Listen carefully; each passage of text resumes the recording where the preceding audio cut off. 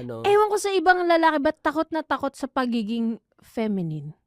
Oo, 'no, yung mga may lalaking naglalagay Oo. ng tawag dito, ng ano nilalagay sa bibig? Lip balm? Lip balm. Oh, 'di ba? Sinasabi agad, "Ay, ba't di ngang naglalagay ng lip balm?"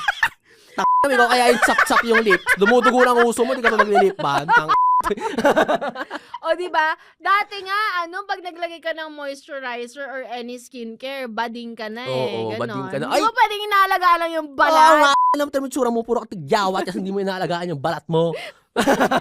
Hoy, may Hindi ganyan mo pwedeng ako. hygienic lang. May ganyan akong experience. Alam mo ba na meron akong 2 classmates nung senior high school na kinat off ako. Kinat off, pakialam ko naman sa kanila. Pero, in-unfriend lang pala. Binlock sa Facebook, ganon. Dahil sa issue ng stereotyping. Ay! Oo. Eto yun. Yan ba yung kay Darren Espanto? Oo. Oh my God! Fan ako ni Darren. Darren natin ako.